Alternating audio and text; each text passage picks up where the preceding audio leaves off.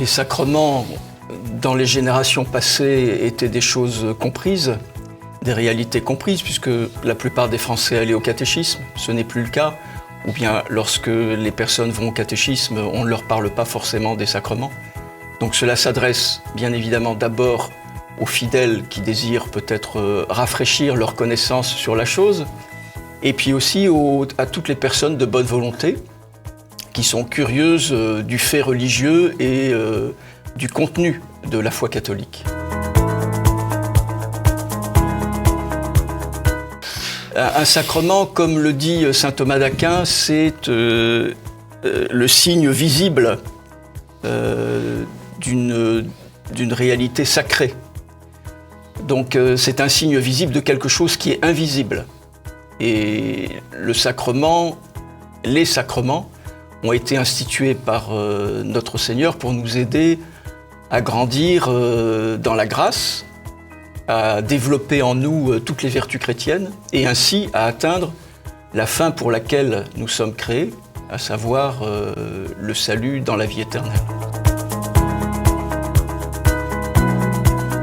Il faut plusieurs choses. C'est comme pour une bonne recette de cuisine. Voilà.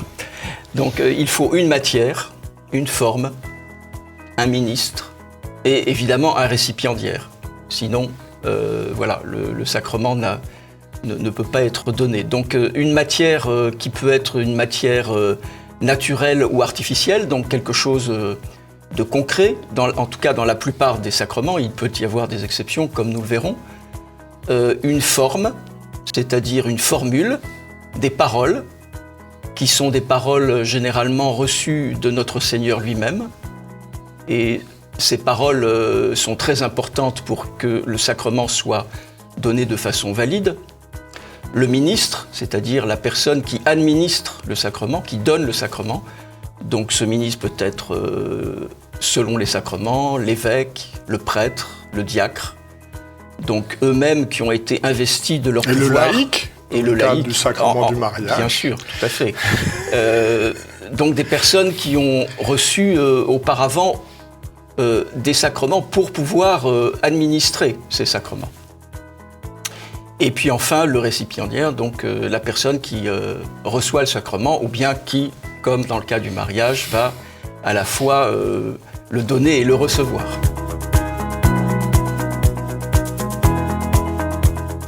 L'Église nous dit que tous les sacrements ont été institués par notre Seigneur, même si les formules ne se trouvent peut-être pas directement dans les Saintes Écritures, mais la plupart se trouvent dans les Saintes Écritures.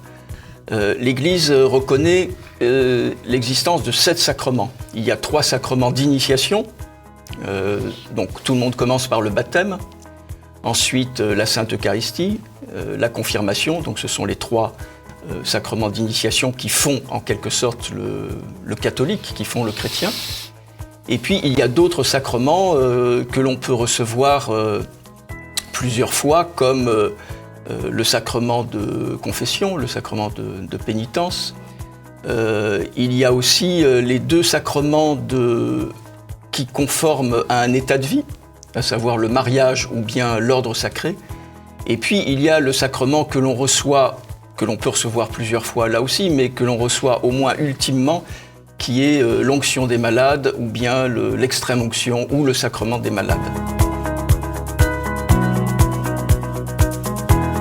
Les effets sont des effets salutaires, donc ce sont des effets qui ne sont pas forcément visibles. Ça ne veut pas dire que quand on reçoit un sacrement, soudain, on est transformé en un super-homme. Mais en tout cas, il y a une transformation immédiate qui s'opère dans le cœur et dans l'âme et qui permet donc, par la grâce sanctifiante qui est reçue dans tous ces sacrements, qui permet de pratiquer ensuite les vertus en mettant à profit les grâces actuelles, donc les grâces ponctuelles que l'on reçoit pour être confronté à telle ou telle situation dans notre existence. La trame sera à la fois un peu la même pour tous les sacrements, mais évidemment avec des différences, puisque les sacrements possèdent des nuances qui leur sont propres. Mais en tout cas, nous parlerons à chaque fois de ce qu'est la matière du sacrement et la forme, parce que les esprits ne sont pas toujours au clair sur ce sujet.